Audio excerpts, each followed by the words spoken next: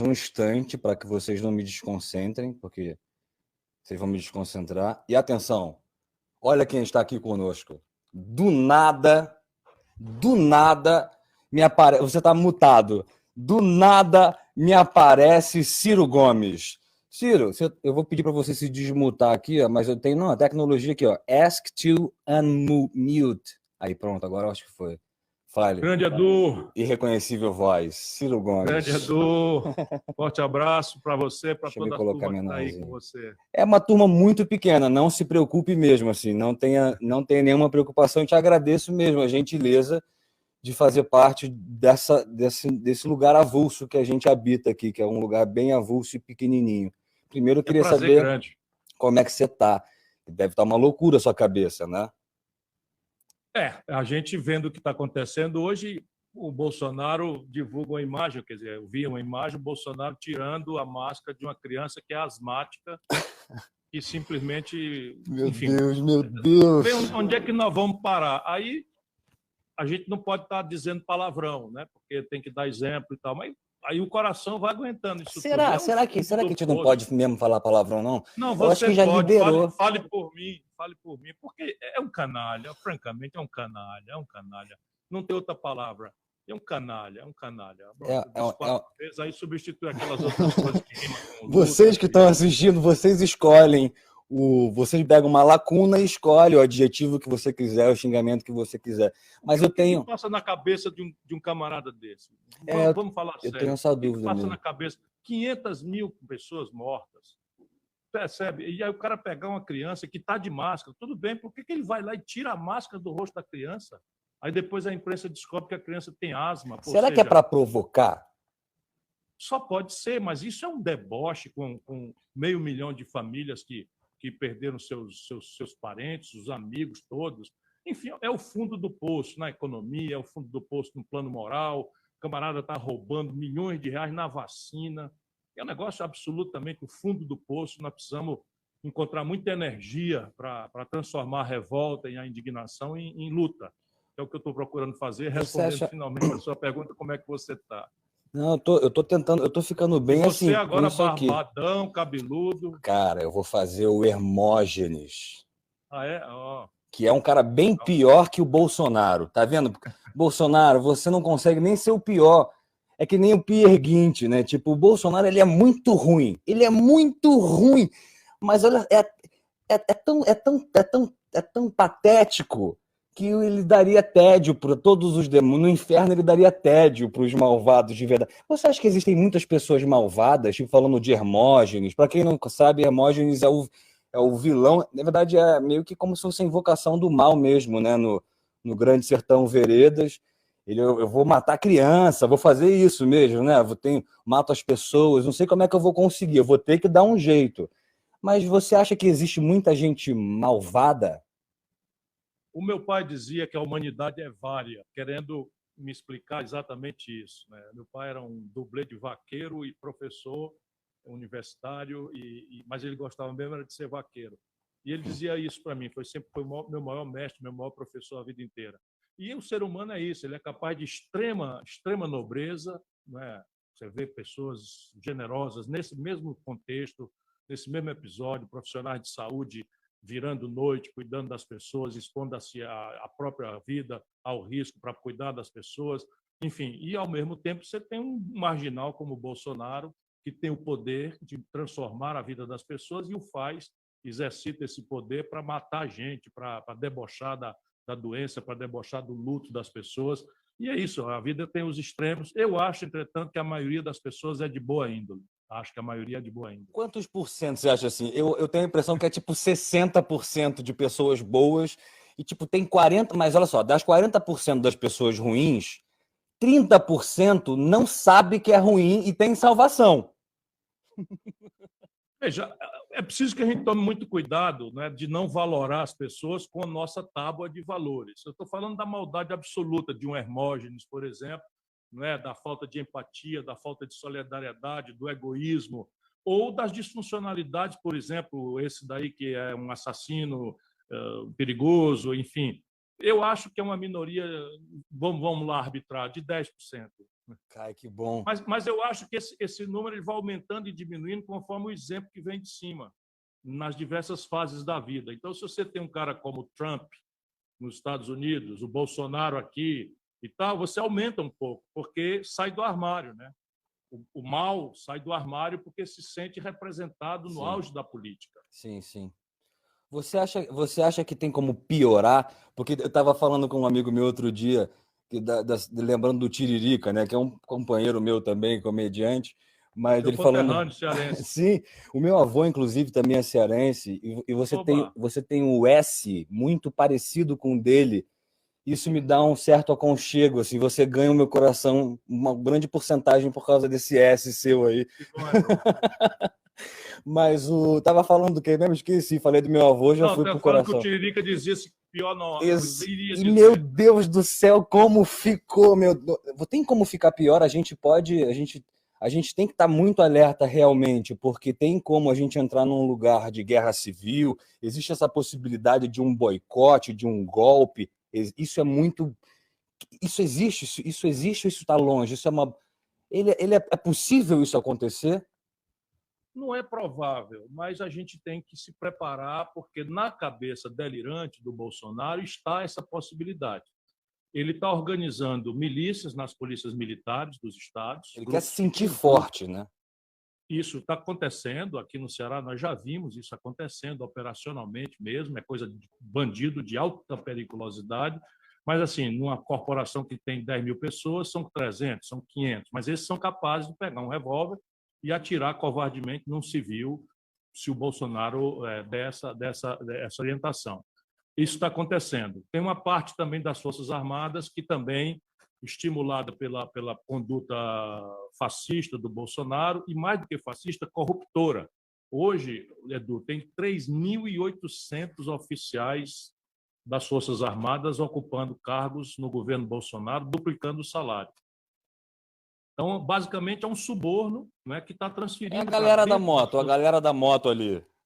A galera da moto, a galera da picanha, a galera da cerveja, a galera do superfaturamento de 700% na cloroquina, porque estão falando aí da vacina, mas eu já denunciei lá atrás, o Bolsonaro pessoalmente ordenou ao comandante do Exército que comprasse, e ele obedeceu a essa ordem legal, cloroquina com 700% de aumento de superfaturamento. E o Bolsonaro ligou pessoalmente para o primeiro-ministro da Índia para trazer essa matéria-prima para cá e entregar para uma empresa, que é a MS, eu dou logo os nomes, para a gente saber que o Brasil está sendo roubado. Continue dando nome, Eu vou continuar dando os nomes, porque é minha obrigação e eu não tenho medo do Bolsonaro. Porque eu tenho um pouco de nervoso de quem fala assim, mas o povo, às vezes eu falo isso também, tá? Mas o povo, não sei o quê. Eu sou, primeiro que eu sou o povo, eu represento o povo também, eu faço parte dele, você também, exatamente. E outra coisa, a culpa nunca é do povo, né?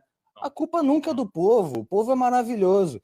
E esse é foda, né? Mas eu fico pensando assim, cara, se a gente tá descobrindo essas coisas, por exemplo, se todo dia um absurdo a gente descobre de novo, que a gente já sabia que ia acontecer, mas que a gente descobre, imagina o que a gente não descobre, né? Dessa galera que é meio óbvio, uma galera que fala, né, que vai passar a boiada, uma galera que fala isso abertamente.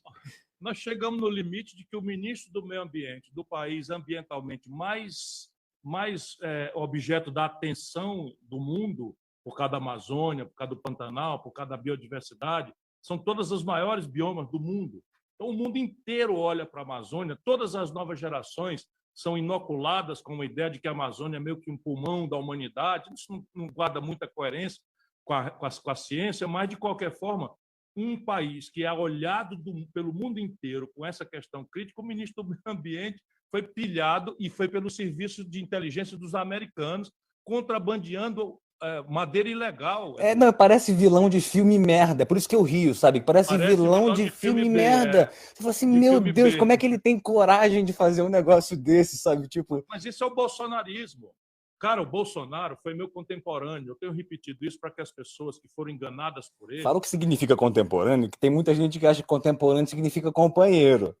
Não, contemporâneo, eu fui deputado na mesma época que ele, eu não quero dizer que fui colega, porque, né? Então eu era deputado e ele também. O Bolsonaro roubava um pouquinho de dinheiro que um deputado administra no gabinete, é dinheiro da gasolina, é dinheiro da publicidade, é dinheiro dos funcionários, etc. O Bolsonaro roubava esse dinheiro todo. Tinha 5 funcionários fantasma que assinavam recibo falso e ele botava o dinheiro no bolso. O auxílio moradia ele roubava, porque tinha apartamento dele próprio em Brasília. Ele roubava dinheiro da gasolina. Ele corrompeu os filhos, desde muito mocinhos, os filhos estão todos corruptos, todos ladrões, na Câmara do Rio de Janeiro, na Assembleia do Estado, na Assembleia Legislativa do Rio de Janeiro. Agora o cara senador, no auge do mundo todo olhando para o cara foi lá e comprou uma mansão de 6 milhões de reais com um salário de 25 mil. Eu tô te falando, Ciro, eu choro pra caralho por causa disso tudo. Tipo, eu realmente sofro por isso. Eu nunca sofri politicamente tanto assim, sabe? Eu sofri politicamente 2 vezes, quando o Eduardo morreu e porque eu achava ele um cara que tinha sei lá, uma energia legal, assim, né? Também conheci ele através da Marina, achava que ele tinha eu conseguia ver o olho dele, né? Enxergar que tinha... Tem pessoas que parecem ter um insulfilme no olho, assim, né? Que você não enxerga a alma. Eu fico preocupado com essas pessoas. Você acha que o Bolsonaro sabe que ele é malvado? Ou você acha que ele acha isso natural?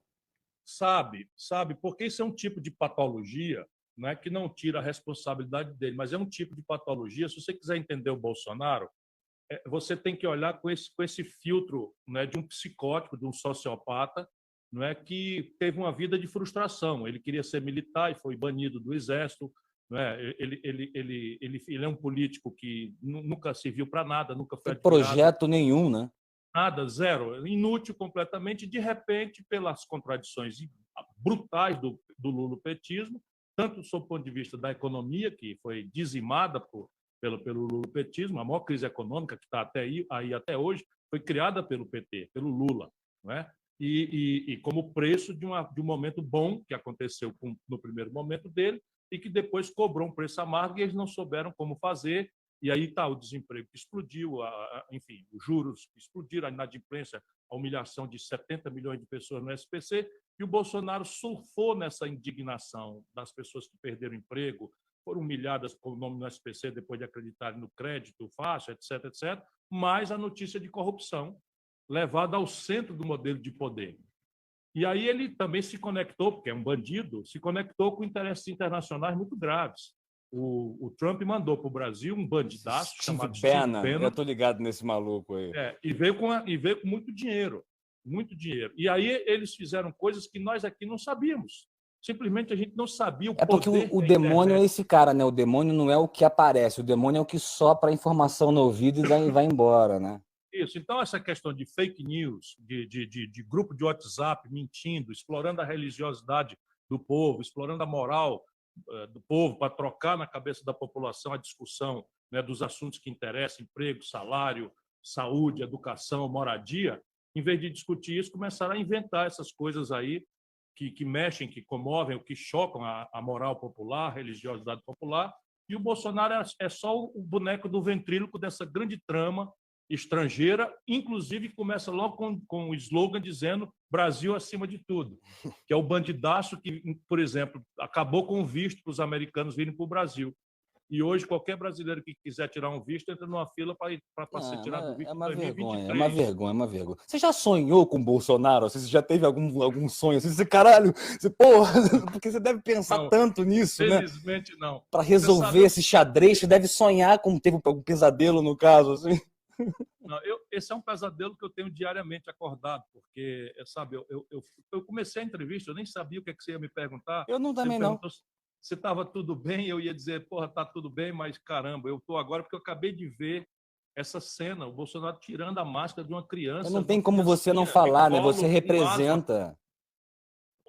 Infelizmente, eu acho que como eu denuncio com toda a força, e tem um problema no Brasil, se você reparar, só quem denuncia a corrupção do Bolsonaro sou eu. Por quê? Porque o PT não pode falar de corrupção. Olha que constrangimento, né? Eu tenho que falar de... Eu fico denunciando com muita força e talvez isso me permita dormir em paz sem ter pesadelo com o Bolsonaro. Eu fiquei com uma dúvida você falando isso, porque eu gosto de conversar tipo disso mesmo, de pegar o gancho, de falar assim, poxa, eu tenho essa dúvida de acordo com o que ele acabou de falar, né?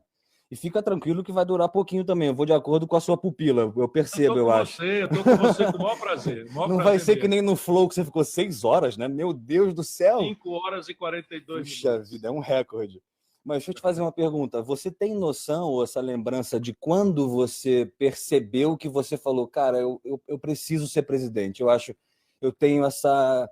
Que você percebeu assim, cara, eu tenho essa necessidade, eu tenho esse talento, eu tenho essa missão de ser presidente. Eu vou ser um presidente. Bora, eu desejava ser presidente a partir de uma experiência que eu acumulei como ministro da Fazenda. Eu já tinha sido o máximo que eu podia ser pela generosidade aqui do povo do Ceará. Fui prefeito com 30 anos, fui governador com 32 anos, sempre o mais jovem, o mais popular do Brasil, enfim. E eu fui ministro da Fazenda. Quando eu assumi o ministério, eu vi como o Brasil pode ser diferente para melhor e como ele não é diferente para melhor por causa do fracasso da política. As pessoas costumam ressaltar a corrupção, e é um grave problema, porque, para além do dinheiro que se desvia, ela deforma a confiança do povo, especialmente do jovem, no sistema democrático. Então, a corrupção é um câncer tremendo. Mas, sabe, Edu, a corrupção talvez não seja o maior mal, sendo um mal terrível. O maior mal no Brasil é a incompetência. É a absoluta incapacidade que a elite política, a classe dirigente brasileira, nos últimos 30 anos, tem tido de botar o nosso potencial. O Brasil é uma potência. Eu estava conversando com o Lupe, que é presidente do meu partido, um irmão que a vida me deu, e ele me falou essa palavra. Eu sou brisolista, hein? Eu e minha falecida mãe. Isso. Então, o Lupe é o sucessor do Brizola, e eu fui colega do Brizola e tive dele o apoio para presidente da República em 2002. Então, veja, o Brasil é uma potência extraordinária. A base física, a riqueza física que o Brasil tem é muito raro no mundo, num país só. Sabe? Terras agricultáveis, a não contar, biodiversidade, 1 de cada 10 litros de água doce do mundo estão no território brasileiro. Enfim, tudo. A província mineral mais farta e diversificada do mundo, petróleo a não contar. Enfim, a base física brasileira é extraordinária, a base humana do Brasil, nosso povo, dando oportunidade. É impressionante o que o povo brasileiro já fez em momentos em que a gente estava, vamos dizer, com autoconfiança. Só quem fez foi o povo, dessa impressão, né? Que só quem trabalhou foi o povo. Sim. Nós crescemos durante meio século, 7% ao ano em média, entre os anos 30 e os anos 80. Isso ninguém cresceu como o Brasil. E, de repente, estamos crescendo zero. E não estamos crescendo zero por causa da estupidez criminosa do Bolsonaro, não. É que já vem de 30 anos, de 20 e poucos anos, desde os anos 80 que a gente vai, voo de galinha quebra, porque e é o mesmo modelo, cara. O mesmo modelo, esquerda, direita, só muda a perfumaria.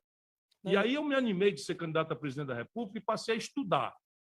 Hoje, sem querer me gabar nem nada... Não, se gabe, por favor. Pode se gabar, cara. Você pode, eu que não posso. Eu ralo para valer, eu ralo muito. Eu devo ser o brasileiro que mais profunda e intimamente conhece o Brasil. Por qualquer caminho que você queira considerar. A geografia do Brasil. Já visitei 18 municípios dos 22 municípios do Acre. Nenhum político do meu nível sabe que o Acre tem 22 municípios. Você é nerd do Brasil. Eu gosto, eu amo profundamente, eu sou apaixonado. E aí transformei isso numa missão de vida. Como a política, para mim, não é meio de vida, eu não preciso de mandato, eu não preciso, sabe, não sou sócio de ninguém, não tenho interesse nenhum a proteger, não tenho rádio, não tenho televisão. Ajudei a formar uma turma de jovens talentos extraordinários no Ceará, que estão dando notícia da melhor rede pública de saúde do Brasil, melhor rede de educação do Brasil. 87 das 100 melhores escolas públicas do Brasil estão no Ceará. Estamos industrializando o Estado a partir de uma pobreza imensa que é um Estado. Enfim, eu estou feliz, estou realizado, então agora eu vou me dedicar a ajudar o povo brasileiro a construir um novo projeto nacional de desenvolvimento. Com a experiência que eu tenho em um novo projeto... já chegou? Ia te perguntar, eu tinha mandado para você pelo correio. Eu vou mandar enquadrar só a dedicatória, tu vai ver só. Olha, não, e tem outra coisa, também é gato, hein, Brasil? Olha lá, ó. Poxa vida, não, eu tô falando, eu sou apaixonado por você e pela Marina, assim, sabe? São duas figuras que eu tenho absoluta certeza que nunca vão mentir para mim. E se der alguma merda, vão falar assim, gente, olha só, desculpa. Sabe? Tudo bem pedir não desculpa. Vai acontecer, a gente pode falhar, porque a tarefa é desafiadora, mas ninguém será enganado, nem por mim, nem para a Marina. Aliás, conversei quase 2 horas com ela essa semana.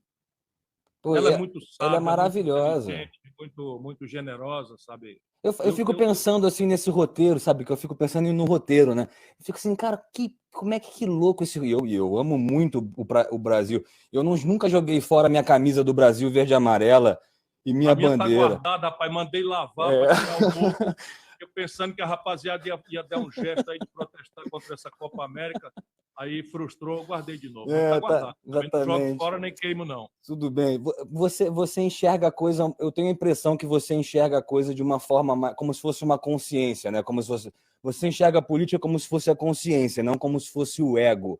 Mas o povo inteiro enxerga a política como se fosse o ego, né? Como se fosse uma novela.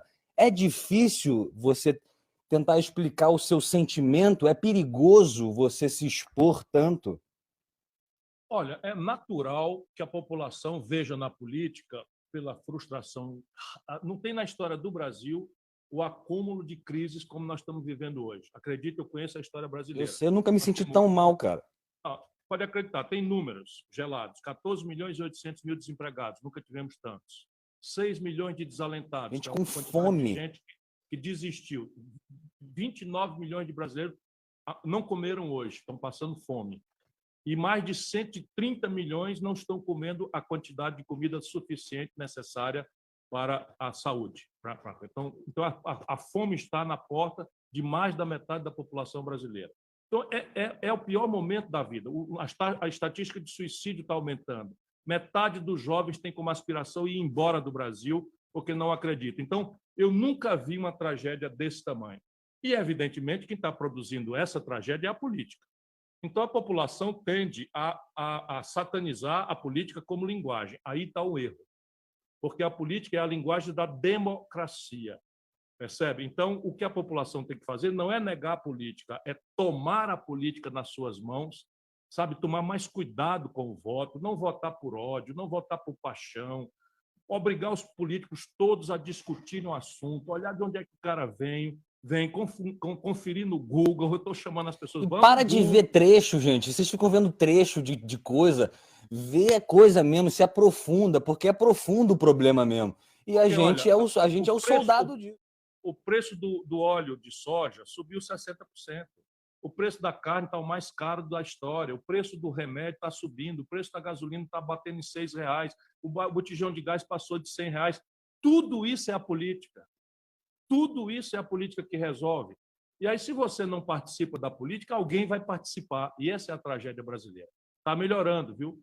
Está melhorando. Quando eu vejo a população, mesmo contra o meu aconselhamento, não é, ir para as ruas protestar contra o Bolsonaro em tal volume, eu lamento, porque a hora não é da gente se expor, a hora não é da gente explicar. Há uma terceira onda acontecendo, nós estamos matando 2.300 pessoas por dia no Brasil. Enfim, nós estamos indo para 600 mil pessoas daqui a 40 dias. A gente naturalizou o absurdo. Isso, para mim, é o maior absurdo. Mas o sintoma de que a população está se ligando, que a política precisa mudar, isso é muito forte. Tem uma frase do Michel Melamed, que é meu amigo, que fala que é meu amigo artista, né, autor, poeta, ator, que ele fala que o Brasil é o país que mais mata otimista no mundo. E ele falou isso antes do Bolsonaro. Para você ver, já estava ruim antes do Bolsonaro. E a gente não lembra. O Temer virou uma criança, o Temer virou um bebezinho. É verdade. O Ariano Suassuna tinha uma lição preciosa, que é aquela que eu pratico. Ele diz que você ser otimista diante da realidade revela uma certa alienação. Porém, ser pessimista diante das potencialidades que a gente tem Sim. é outra espécie de alienação. Então, eu prefiro ser, dizia ele, um realista esperançoso. É verdade. Eu vou copiar você, posso? Ariano Suassuna. Então, eu vou copiar você que está mais perto.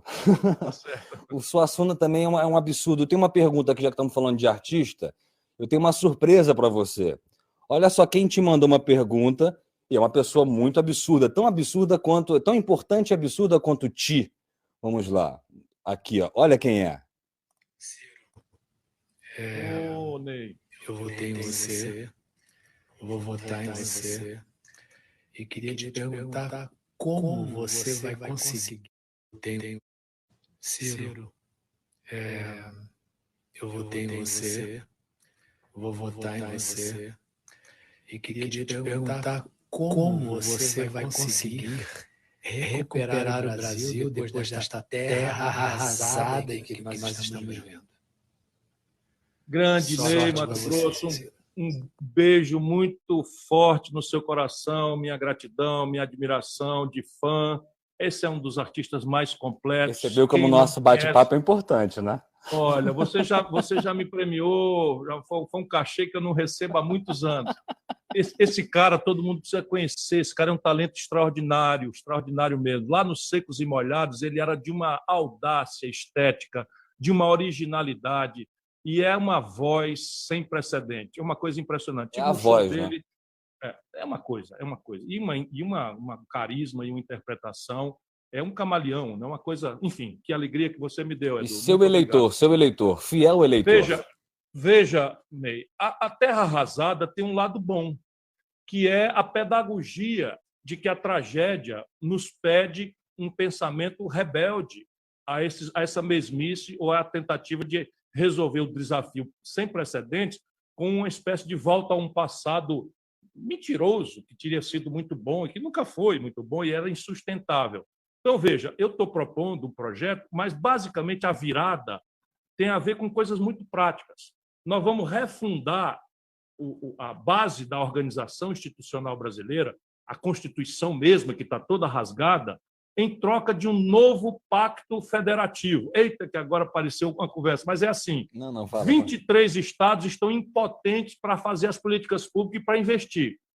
O Rio de Janeiro, onde o Ney mora, por exemplo, está quebrado. A dívida desses estados, eu estudei, todas juntas, dá 600 bilhões de reais.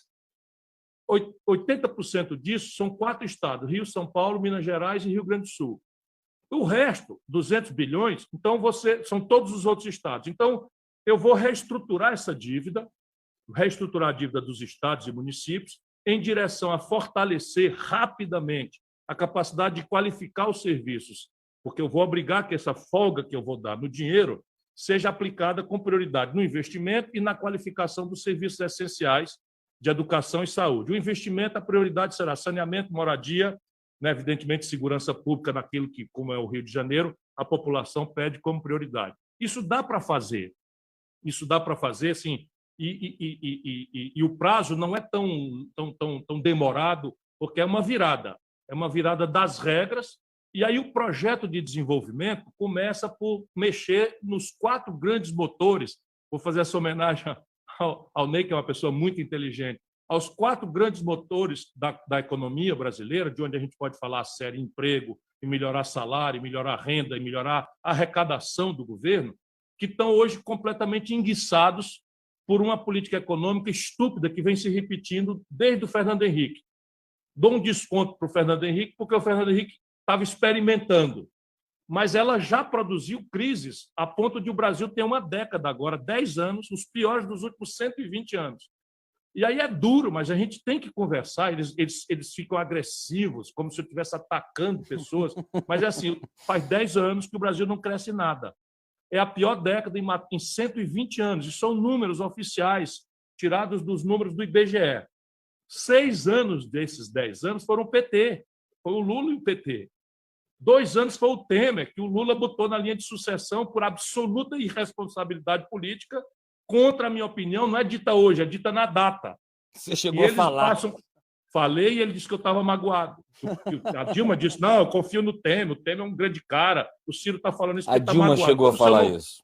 Está nos jornais, vão no Google. Mas o Temer deve ser um bom político, então. Ele deve ser ligeiro, né? Mas é ladrão. Há 30 anos que rouba no Porto de Santos.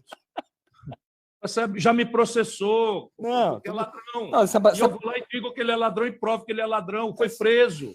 A minha sorte é que passa o tempo e eu não falo isso porque eu tenho prazer, não, Edu. Claro, qual é o prazer? Mas eu preciso homenagear o Ney. Então, veja, 4 motores. O consumo das famílias é o motor que mais puxa a economia brasileira. 60% da economia é puxada pelo consumo das famílias. Fazer a galera... Se a família consome, o comércio vende, se o comércio vende, contrata mais gente, encomenda mais da indústria, a indústria, ao ter mais encomenda, contrata mais gente, compra mais matéria-prima e a traquitana da economia gira. Pois bem, O consumo das famílias está colapsado por aqueles números que eu já dei. Desemprego maior da história, desalento maior da história e crédito colapsado. A única política que pode ser feita pública, porque emprego e renda vem depois que a máquina começa a funcionar, é o crédito para as famílias. São 70 milhões de pessoas que estão hoje numa semi-escravidão, sem nenhuma proteção do Código de Consumidor nem das autoridades, roubadas pelo conto do crediário, ou pelo conto do juro alto, ou pelo conto do cheque especial, ou pelo conto do cartão de crédito, que cobra no Brasil 300% de juro. Aqui nós estamos conseguindo mediar e conseguimos descontar 90%, porque não é dado, é multa, juro, correção monetária. E os 10% as pessoas não têm para pagar. Então, eu vou financiar, não é dar dinheiro para ninguém, eu vou financiar via Banco do Brasil e Caixa Econômica com prazo e com juro compatível, e aí eu conserto o primeiro motor. O segundo motor é o investimento empresarial. Ele está colapsado como nunca aconteceu. Claro que o investimento empresarial a gente sabe como é que funciona. É você abrir uma loja nova e a outra não fechar. É fazer uma roça nova e a outra não encolher. É fazer uma indústria nova e a outra não fechar. Estou falando aqui para o leigo, não é para o Ney Mato Grosso. Eu sou super leigo. Eu sou sensível, mas sou leigo. O investimento empresarial está colapsado por duas razões. Primeiro, o investimento que está aí faz 10 anos que não vê troco.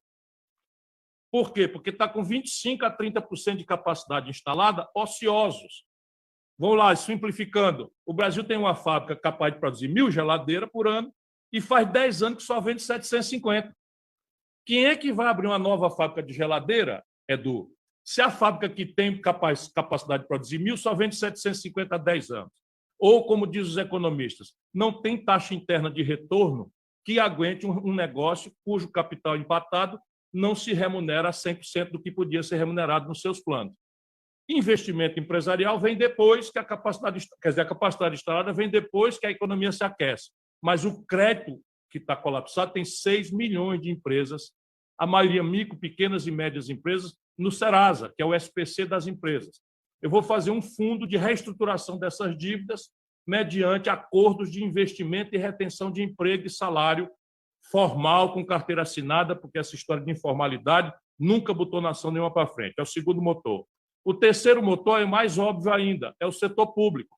Quando o governo faz uma ferrovia, ele contrata 10 mil pessoas. Quando ele avança para fazer um conjunto habitacional, ele contrata 20 mil pessoas. Enfim, e o investimento do governo brasileiro é o menor da história.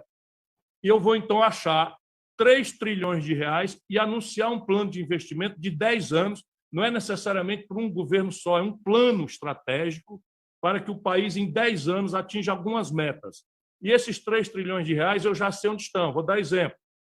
Desde o governo Fernando Henrique / Lula, o Brasil dispensa dos grandes 350, 320 bilhões de reais por ano de gente que deve pagar e não paga por favores que o governo vai fazendo. Alguns têm contrapartida. Então, como esses têm contrapartida, a gente preserva. Mas eu vou passar um pente fino. Quem não estiver devolvendo em emprego, em benefício para a sociedade, vai acabar a farra. Aí já tem 70 bilhões de reais se eu tirar só 30%. É muita gente, né? Tá certo? Se eu tirar 30%, dá 90%. Se eu tirar 20%, dá 70 bilhões de reais por ano. Por ano. Então, vezes 10 dá 700 bilhões aí. Já achei quase um terço dos 3 trilhões que eu vou... Eu já sei onde estão, estou dando só exemplo prático. O quarto motor é uma política industrial e de comércio exterior. O Brasil, toda a vida que cresce, a gente tem um estrangulamento, porque como a gente não sabe mais produzir nada aqui dentro, e agora na pandemia a gente viu o Brasil importando vacina de fora, importando máscara de fora, etc. Tudo no Brasil é importado, porque destruíram a indústria brasileira. O Bolsonaro está piorando tudo isso, mas o Lula e o Fernando Henrique, o mesmo modelo econômico, não estou falando o nome da pessoa, eu estou falando do modelo econômico que eles praticaram, que é rigorosamente o mesmo, mudando só a perfumaria. E agora não dá mais para a gente fazer de conta que isso não está acontecendo. Tem que mudar o modelo econômico. Vou dar 4 exemplos. O Brasil está importando quase 800 milhões de barris de gasolina, óleo diesel, gás de cozinha e querosene de aviação do estrangeiro. E um terço da capacidade de fazer isso das refinarias da Petrobras estão parados, enferrujando. É vergonhoso. Isso é picaretagem, irmão. Além da gente pagar em dólar, obrigar o motorista de caminhão a pagar diesel em dólar. a dona de casa da favela paga querosene, paga gás de cozinha em dólar. E ninguém aguenta mais. Então, é tudo errado. Então, o Complexo Industrial da Saúde, que eu escrevi no meu livro há algum tempo, você recebeu, você vai ler isso que eu estou dizendo aí. Mas a pandemia veio e mostrou com grande crueldade o que eu estava tentando falar. Cara, quando começou a pandemia, Bolsonaro fez tudo errado, mas quando começou a pandemia, o Brasil não tinha capacidade de equipar com equipamento de segurança os profissionais de saúde. Nós não tínhamos respiradores, Não tinha máscara, nós não tínhamos monitor de UTI, porque o Brasil gasta, no governo Lula, 17 bilhões, no governo Lula, governo Bolsonaro, igualzinho, 17 bilhões de dólares. Isso dá 80 bilhões de reais por ano, financiando emprego na China, nos Estados Unidos e na Europa. 80% disso, que é prótese, cama de hospital, bengala, cadeira de roda, os remédios, isso tudo está com patente vencida, que é um copiar-colar, e você pode botar isso no Vale do Ribeira, que é a região mais pobre de São Paulo, pode botar isso no semiárido do Nordeste, pode botar isso no fundão do Centro-Oeste, que não é atendido nas cidades, especialmente, que não é atendida pela exuberância do agronegócio, a metade sul do Rio Grande do Sul, que também está com grave crise econômica. Para te mostrar, o outro complexo industrial é o de defesa. Outro dia, do meu caro Ney, a China ganhou a concorrência para fornecer os uniformes do Exército Brasileiro. Eu tenho que botar em cantar assim para poder não sair um palavrão, cacete. Não, mas é importante falar mesmo. E às vezes... Espera um pouquinho. Qual é a dificuldade de você pedalar uma máquina de costura ou um overlock mais moderno para fazer um uniforme do Exército? Sabe o que é? Porque a condição industrial brasileira foi destruída. A impressão que eu tenho está tudo desorganizado. Foi anulada. Né? Mas é assim, desse jeito, nós estamos virando ex-nação. Mas olha, eu estou dando a solução. Tudo está na mão do Brasil fazer. Se você dissesse, está aqui o México para você governar, eu teria dificuldade, porque o México levou longe demais e hoje os americanos têm, o outro lado da fronteira, maquiladoras que têm 80%, 90% do mercado dessas maquiladoras é o mercado americano. Ou seja, o México hoje está numa dependência vital dos Estados Unidos e está se dividindo como um país que, ao norte, está se contaminando com a fronteira americana, que é livre para riquezas e dinheiros, e restrição, morre gente, separam crianças de família na migração desumana que tem acontecido lá.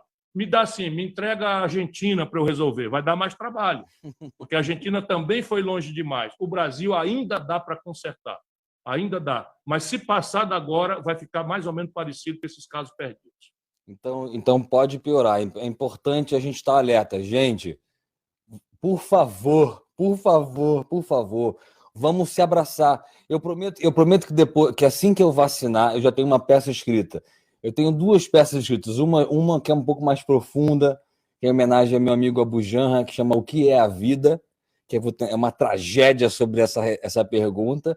E outra é para a gente cagar de rir, que chama Fred Mercury para teatro. Eu vou usar esse personagem meu, que já foi para a apoteose, para tentar juntar a galera e para rir, para não pensar tanto. Inclusive, eu estou rindo internamente aqui, porque eu falei, poxa, o Ciro deve, por mais que ele goste, né, por mais que ele tenha amor por fazer isso, né, isso é a vocação dele, né, então isso ferve nele, é nítido.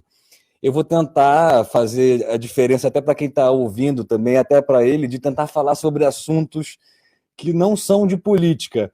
Mas, ao mesmo tempo, quando a gente começou a falar de coisa, a gente falou sobre maldade, a gente já começou a falar sobre o Bolsonaro e a coisa não terminou mais, né? Naturalmente, o seu assunto favorito é esse, né? Eu amo cinema. Vamos conversar de cinema. A gente até falou... Não, mas você naturalmente ferve quando você fala sobre o Brasil, né? É a minha vocação, é o meu amor, é a minha paixão. Aí eu dediquei, às vezes fico me sentindo meio cabotino, mas eu estou apresentando o meu currículo. Eu dediquei a minha vida a isso, ao povo brasileiro. É uma devoção que eu tenho. E é nisso que eu me realizo. Eu sou um homem realizado. Né? Sou um homem realizado, sou um homem feliz. Eu não tenho empresa, não estou interessado em dinheiro, não sou sócio de ninguém, não tenho televisão, não tenho rádio. Percebe? De vez em quando tomo uma trauletada de uma injustiça, porque eu chamei alguém de ladrão, sendo verdadeiramente ladrão, e aí, especialmente se for de São Paulo, lá se vem uma ação de indenização exorbitante, tomando uma pequena poupança que eu fiz. Nem conto isso para ninguém, para não ter mimimi. Né? A gente faz um crowdfunding para você, Silvio. Relaxa. Você é foda e a gente vai te acompanhar por causa disso. Agora, eu queria falar sobre uma coisa que eu anotei aqui, que eu falei assim, eu preciso falar sobre isso por causa do meu avô. A gente não conhece exatamente o Ciro, né? Porque existe o Ciro de verdade, que é esse que você é, e existem os Ciros que as pessoas conhecem, né? Por isso que é importante falar e ouvir mesmo pela importância do que você pretende, né, para o Brasil. Mas eu queria falar sobre você um pouco. Você já fez uma pergunta que eu queria fazer, que é aleatória, para realmente dar como se fosse uma pergunta da plateia. Você já fez aquele teste de hereditariedade? Não, nunca fiz. Nunca fiz, não. Porque eu acho meio estranho, né? Eu acho meio estranho aquilo. Mas, enfim, como agora tem uma palavra que entrou na moda, agora eu sou old fashion total. Chama boomer. Porque eu nunca fiz esse teste, não. Porque eu vi um vídeo sobre a Branca Dias. Você tá ligado na Branca Dias? Não. Cara, eu vou te mandar, vou mandar para o seu assessor, e aí vou pedir para ele te mandar um documentário sobre a Branca Dias, que é como se nós fôssemos de um passado judeu, assim mesmo, sabe? Porque ela foi isso é histórico. Isso é histórico. Não é necessário, talvez seja possível mapear esse itinerário por essa nova coisa da genética, mas é histórico. Foi a primeira sinagoga, eu acho, que do Ceará, do Brasil. Isso é histórico, eu tenho pesquisado bastante isso. Sabe, na Confederação do Equador, ou ainda antes, na ocupação holandesa, o príncipe Maurício de Nassau era um iluminista. E, como iluminista, ele protegia todas as religiões, né? Os muçulmanos, os judeus e tal. E, quando caiu Maurício de Nassau, a Inquisição portuguesa chegou no Brasil, chegou em Recife, pesado. Houve auto de fé em Recife, queimaram gente. E aí eu já tenho pesquisa disso e já fui observar os ricos brasileiros ou portugueses, ricos judeus, migraram para o que hoje se chama Brooklyn, ali em Nova York.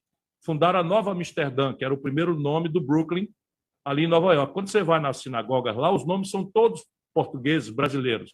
E os pobres se embrenharam no sertão, e talvez seja o único caso de uma diáspora em que os judeus perdem a identidade. Mas veja como é pitoresco e histórico isso, né? A Inquisição perseguia, e os cristãos novos, os judeus se convertiam de verdade, ou para se defender, para não serem queimados, se convertiam e se chamavam de cristãos novos. Mas na minha cidade, em Sobral, tem um primeiro distrito mais antigo que chama Patriarca. Ora, Patriarca é o Abraão, que é o patriarca das 3 religiões monoteístas, e é primicialmente judeu. E eu, pessoalmente, vi túmulos que as pessoas perderam a referência, mas ciclicamente recuperam no dia de finados com a estrela de Davi ao invés da cruz, lá nesse distrito da minha cidade de Sobral. Porque depois de ver esse documentário, olha, que eu anotei aqui, ó. Eu vou ver. Uhum. Pergunte se ele sabe a história de Branca Dias, que deu origem a diversas famílias de Sobral e que era filha do Rabino Mor da Espanha, ascendente do Silvio Santos. Sendo Bravanel. Eu vou olhar disso? Vou ver esse documentário. Que loucura, cara. Eu vou te mandar, é muito legal. Eu assisti porque uma amiga minha me falou e meu analista também estava falando sobre isso, aí entrou esse documentário no meio, foi quase o Cosmo que botou. E queria falar sobre uma coisa, sobre o futuro. Eu sei que o futuro é trágico, o futuro e o passado é tragédia, a gente não tem controle. Então, por isso que é importante focar no presente. Mas eu queria te fazer uma pergunta, como você é muito inteligente, com certeza você deve ter viajado. Não sei se você não viajou nisso, não tem problema também. É mais sinal de inteligência ainda, talvez. Como é que você imagina, como que seria possível, qual seria na sua cabeça a maior possibilidade de um apocalipse humano, né? Não um apocalipse da Terra, que a Terra vai continuar aí. Mas o que você acha que é mais possível acontecer? Uma guerra por causa da água? Uma coisa de radiação solar? O que o ser humano, depois que a gente resolver essa sina em conjunto, que é o Bolsonaro e o fascismo, qual que é a grande preocupação da humanidade? Pandemia. haverá cada vez Outras. mais frequência nas pandemias pela ação predadora do ser humano em relação à natureza. Então, o desequilíbrio da nossa mãe Gaia, isso é uma coisa que está bem prevista. Ela e não tal, James Lovelock. Isso. Ela basicamente ela vai tentar expulsar a praga que é o ser humano sobre a Terra. Você acredita nisso? Que a gente é um câncer? Não. Eu acredito muito na capacidade da inteligência humana interromper esse itinerário. Acredito muito nisso. Eu estava achando que, tipo, só para realmente falar sobre esses assuntos, para fugir do Bolsonaro, mas, tipo, eu estava pensando que talvez o futuro... Sim, mas eu ia voltar, nós temos que praticar isso agora. Não, cara, desculpa, nós temos que praticar isso agora. Por favor, A Amazônia está tendo o maior desmatamento da história. Exatamente, isso dá pandemia pra cacete, né? É evidente, esse desequilíbrio vai agravando o aquecimento global, que vai deslocando, por exemplo, calotas polares e vai derretendo calotas polares e vai liberando vírus de milhões de anos congelados e tal. Exatamente. Enfim. Não, é que eu estava falando sobre... Eu tenho curiosidade sobre isso, como você é uma cabeça boa, eu queria falar sobre essas coisas, né? Eu estava com esse tesão. Eu tava pensando sobre o futuro do ser humano. Você acha que o futuro do ser humano talvez seja um nano-humano? Você acha que isso é possível? Tipo, as nossas células serem... Sem dúvida. A gente é tudo nano, ou seja, a gente não precisa mais se alimentar, sabe? As nossas células são programáveis, assim. Não vai ser mais o ser humano, é óbvio. Mas você acha que o futuro é essa evolução científica? Seremos assim? ciborgues. Eu tenho uma lente dentro de um olho aqui e estou aguardando o prazo para botar outra dentro do outro olho. Você já é um ciborgue. É uma lente, claro. Mas você veja, muito brevemente, nós não teremos mais que carregar o aparelho celular. Ele provavelmente vai ser um implante no ouvido e no dente, de maneira a que você faça uma conexão. E com o 5G você vai estar conectado pela internet também, né, sem o prazo, sem o delay e tal. A internet das coisas vai substituir o trabalho como conhecemos desde a Revolução Industrial. Vai sumir. Por isso que eu fico chocado como é que o Brasil, percebe, um país que tem essas virtudes, esses talentos todos, está condenando a multidão de garotos jovens à ignorância do século XIX, à ignorância do século XX, uma escola careta do decoreba, um enciclopedismo raso, que a gente sabe o beabá de tudo e não é profundo nem inovador em nada, quando o talento que existe na inteligência brasileira, que eu conheço bem, cara, eu conheço bem, eu fui educado na escola pública, eu não estou me elogiando, estou elogiando meus professores. A maior parte da minha vida, esmagadora maioria dos meus anos escolares, foi na escola pública. Porra, eu cheguei de Sobral, em Fortaleza, arranhando francês e inglês. E hoje não se dá mais nada. Sabe quanto é a evasão escolar no Brasil, na escola média? 60%, Edu. De cada 100 garotos que entram na escola média, 60% vão embora porque não aguentam ou são chamados para trabalhar precocemente, de forma informal, sem nenhuma proteção. Aí você vai falar de Brasil para essa garotada, assim, e tudo isso pode ser diferente. Tudo isso pode ser completamente diferente num prazo muito mais rápido do que você supõe. Deixa eu dizer, no Ceará, 52 de cada 100 garotos na idade do ensino médio já estão matriculados na escola em tempo integral, profissionalizante, e saem dali com estágio remunerado nas empresas pago pelo governo. Sabe qual é a taxa de evasão, enquanto no Brasil é 60%? Nessas escolas, 1%. E o Ceará é paupérrimo. Se o Ceará pode fazer, imagina o Brasil. Faz isso de olho fechado. Eu acredito em você, cara. Eu acredito pra caralho em você mesmo. E tenho certeza que muita gente acredita mesmo. E gosto de você porque você é cara da peste, sabe? Você também é um cara nordestino. Isso também é foda pra caralho. Porque, ó, eu abri o chat aqui, deve ter um monte de gente falando merda, mas olha só, muita gente falando muita coisa boa. 12, Ciro, gol Ciro, eu não, Ciro 2022, eu acredito em Ciro, Jameson Belém. Gente, mesmo que você não é Ciro, bota aí que é Ciro, só pra ele ficar feliz pra caralho. Olha lá, sou Ciro, Cirão da massa, Ciro gostosíssimo, Cirog, ele... Ó, a galera tá aqui, muito obrigado, gente do chat, desculpa por não ter usado vocês tanto, mas é porque estamos aqui com um possível futuro presidente, então a gente está com, muita moral. Para terminar, Ciro, eu queria dar um show, que eu sei que eu vi um vídeo de você falando com a sua... Ó, muita gente te amando aqui mesmo. Pô, que legal. Eu sou total Ciro.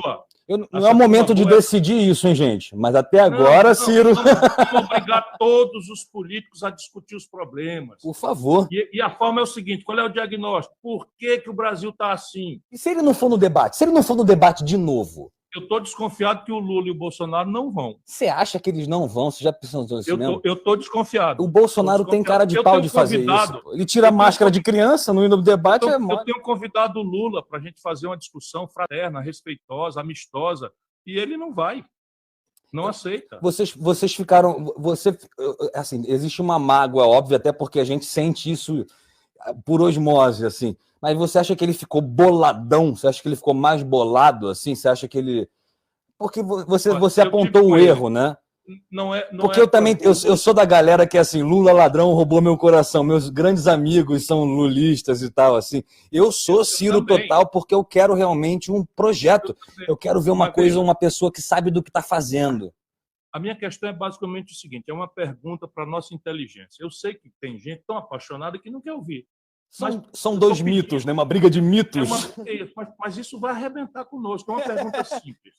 Existiria o bolsonarismo assassino, bandido, corrupto, se não fossem as contradições morais graves e econômicas gravíssimas do Lula? É uma pergunta simples para a gente raciocinar. Ou, refraseando, será que a solução para o presente desastrado é uma volta a um passado sem nenhuma reflexão crítica? Desculpa, meu irmão, no Brasil, Edu, 1% dos brasileiros já são donos da metade da riqueza do país. Você vai dar uma mexida nisso aí, né? Na coisa da herança. Mas o mundo inteiro faz isso através do sistema tributário. É óbvio. O que é que o Lula quer fazer? Porque eu não ouço ele propondo nada, que ele, não tendo tido 4 eleições, não fez. É uma pergunta simples.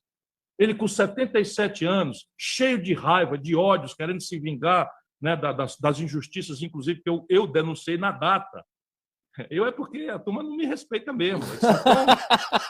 Sou tão bolsonarista. Eu ajudei o Lula a vida inteira, cara. Eu pago um preço caro por isso em alguns lugares do Brasil. Eu acho que é meio assim, o Lula foi o melhor presidente, na minha opinião, assim, tá? Eu sou muito imbecil. O Lula foi o maior presidente que o Brasil já teve. Por isso que ele tem tanta raiva nas pessoas. Só que tem coisa melhor, tem coisa melhor. Não faça isso, não é histórico. Teve melhor, é? Estatisticamente tem estatisticamente é o seguinte, qual é a CLT do Lula? A CLT é que organiza as relações de trabalho modernas no Brasil, funda o sindicalismo moderno no Brasil, o Getúlio Vargas. Qual é a Vale do Rio Doce do Lula? O Getúlio que fez a Vale do Rio Doce. Qual é a Companhia Siderúrgica Nacional que funda a siderurgia no Brasil, que é base de toda a indústria? O Getúlio que fez. Qual é a siderúrgica? Qual é a Companhia Siderúrgica Nacional do Lula? O BNDES, a Eletrobras, tudo isso. Peraí, um pouquinho. O Juscelino Kubitschek, em 5 aninhos. O Lula teve 4 mandatos, cara. 4 mandatos, porque a Dilma ele colocou lá sendo uma pessoa desconhecida para ele continuar mandando. 4 mandatos. O que ele realizou? O Juscelino Kubitschek fez a Brasília, fez a Belém Brasília, fez a indústria automobilística, fez as barragens do Nordeste e tal. O Lula tem uma obra importante, que é a transposição do São Francisco, que demorou 14 anos, quem veio inaugurar foi o Bolsonaro, cara. Quem você acha que foi o maior presidente de todos? Assim, tipo, uma opinião realmente... Getúlio Vargas. Cara, eu tô rindo assim porque o meu avô falava de Getúlio todas as vezes que eu falava com ele. Por realização. Eu falando meu avô amava Getúlio. Eu peguei uma coisa com Getúlio, porque eu falei assim, eu acho que eu gosto de Getúlio por causa do meu avô, mas eu acho que tem questões políticas que eu sou ignorante, que eu não compreendo, então eu passei a não gostar tanto de Getúlio por falta de compreensão. Mas o meu avô era apaixonado. Todos nós que chegamos na universidade temos uma intoxicação em relação ao Getúlio. Eu próprio tinha, só depois é que eu vou vendo. Né? Porque tem um filósofo chamado Ortega y Gasset que diz que o homem é ele e a sua circunstância. E isso é mais verdade do que nunca no Getúlio. Porque o Getúlio, por exemplo, quando a gente chega na universidade, todos os marxistas que têm uma relevância no pensamento progressista brasileiro satanizavam o Getúlio porque o Getúlio era anticomunista. Então, há toda uma onda. Então, você tem, por exemplo, a notícia que o Getúlio entregou a Olga Benário, a mulher do Prestes, para o Hitler matar. Isso é mentira. Quem fez isso foi o Supremo Tribunal Federal Brasileiro, né, fazendo uma extradição, porque a Olga Benário foi identificada como agente da inteligência soviética. Não é? Enfim, mas é a circunstância terrível do tempo Eu estou falando sobre a obra do Getúlio, sob o ponto de vista de amoldar o Brasil moderno.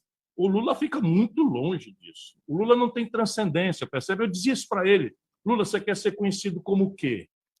Vamos agora, o que é que restou da obra do Lula? É uma pergunta que eu faço para a gente argumentar. Eu estava lá, cara, eu ajudei, eu fui ministro do Lula. Então, eu não estou dizendo que foi mau presidente, foi um bom presidente, fez muita coisa boa, eu tenho o prazer de ter ajudado, tenho alegria, tenho honra de ter ajudado e tal. Mas qual é a transcendência do Lula? O que ele deixou plantado para o futuro historicamente falando? Isso. A tomada de 3 pinos eu faço para provocar. É a única mudança. A tomada de 3 pinos. Mas é provocação mesmo. É pura provocação, porque não tem outra. Então, seu Bolsa Família, cara, o Bolsonaro vai aumentar o Bolsa Família agora e, de repente, nós vamos dizer que o Bolsonaro é de esquerda? Isso é política social compensatória, muito importante para quem tem com fome, ou a diferença de comer ou não comer. Mas, porra, isso é do consenso de Washington, isso é neoliberalismo na veia. Está escrito lá, vá no Google e veja lá, consenso de Washington, aí está lá todas as receitinhas do bolo e está lá políticas sociais compensatórias.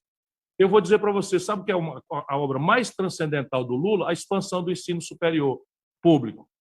Mas tem uma contradição mortal nisso, é que ele fez muito mais pelo ensino privado. O Lula criou o FIES, Edu. O FIES é a seguinte tragédia, que a ditadura militar já tinha feito, crédito educativo. Sabe o que é o FIES? Você pega dinheiro do cofre do governo, tira da educação pública e entrega para o empresário privado de educação privada e deixa no meio um jovem endividado. Sabe quantos tem hoje com o nome no SPC, começando a vida? 6 milhões de garotos, de estudantes brasileiros, humilhados no começo da vida com o nome no SPC. Enquanto isso, no governo Lula surge o maior conglomerado privado de educação do mundo. Você não acha que o maior conglomerado de educação privada do mundo devia ser na Alemanha, nos Estados Unidos? Pois é, no Brasil. Por quê? É o lulopetismo. Essa esquerda de goela que joga, sabe, uma migalha para o povo e concentra 90% das riquezas do país na mão de meia dúzia de barões. Meu irmão, 5 brasileiros têm hoje a fortuna equivalente às posses de 100 milhões de nacionais. Não deu tempo o Bolsonaro ter produzido esse buraco. O Bolsonaro está piorando tudo isso. Mas, porra, isso não foi o Bolsonaro que produziu. O Bolsonaro está agravando. Isso foram 30 anos de conversa de esquerdismo de goela. O sistema tributário brasileiro, que é onde você revela quem é progressista e quem não é o mais regressivo do mundo. Depois de 4 eleições do PT e 2 do PSDB. Francamente, ou o Brasil para debater o futuro, e não é para esculhambar o Lula, pelo amor de Deus, não é para esculhambar o Lula, é para a gente falar do que interessa o interessa brasileiro e falar do que interessa para o futuro. É parar de acompanhar, parar de viver a novela e ser mais prático, ser mais inteligente, né? A gente tem essa necessidade de ser mais inteligente mesmo. É uma missão do povo. E eu me coloco como povo mesmo. Eu preciso estudar, preciso ouvir, a gente precisa estar atento e sensível ao que está acontecendo nesse momento, porque é vida ou morte mesmo. Agora, da redemocratização para cá, o Lula foi o melhor presidente. Pronto. Isso é honesto. Da redemocratização para cá. Porque veja a tragédia brasileira. Que é outro caba da peste. Sarney, Collor, Fernando Henrique Cardoso, Dilma e Bolsonaro e Temer. Aí, meu irmão, é PAF, pontinhos. Bem, eu vou fazer exatamente isso aqui agora. Você sentiu o drama, meu irmão? Eu tô sentindo o drama. Eu vou recapitular para você. Eu votava nulo até começar a dar merda, Ciro. Mas vamos tomar tenência como nação. Sarney, não é? Collor, Fernando Henrique Cardoso, Dilma, Michel Temer e Bolsonaro. Esse país é uma potência extraordinária para aguentar o desastre que é esse conjunto trágico de governação. Uma certeza a gente tem. Paciência e talento para sobreviver, a gente realmente tem. E da tragédia, tirar um sorriso. Isso também é um talento do brasileiro. O cearense tem um talento de tirar o sorriso do outro, né? Sim, senhor. Todos os grandes comediantes brasileiros, Chico Anísio, Tom Cavalcante, Renato Aragão, né, para ficar aqui em alguns, Carla Karenina, Zé Modesto, é muita gente, é muita gente. Não, são todos esses. Cara, se você nunca foi para Fortaleza depois Tiririca. depois da vacina, Tiririca é de matar de rir. Não, e Rosicléia, né? Da Mastor Pitaco. Rosicléia, da Mastor Pitaco, né? Ciro Santos. Você tem, por exemplo, shows, né? Que tem tipo shows de 30 personagens, coisas absurdas, assim, é muito maravilhoso. E você é um cara que fala, e você é esse cearense que faz isso ou não? Cara, eu fiz isso com a Gisele olhando para o Big Ben em Londres. Eu estava com a Gisele, uma multidãozinha antes da pandemia e tal. Eu disse, Gisele, vamos ver se tem algum conterrâneo aqui. Elas, não faz isso. Isso aí, explica para quem não é de Fortaleza. Responderam na hora. Isso é um sinal de identificação. É porque nós fomos índio ontem. Percebe? Tomara que a gente volte a ser. Esse branquelo aqui é fake. Nós fomos índio ontem. Olha, eu vi você com a sua esposa, inclusive, cantando. Eu queria terminar cantando. Eu separei uma música que para poder dar um show para você, terminar como musical, que é mais bonito, que a energia fica apogética, né? Mas, ó, presta atenção. Essa é boa.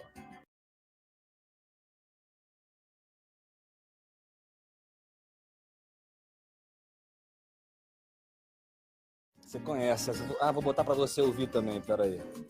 Tô ouvindo. Tá ouvindo? Estava se ouvindo várias vezes, né?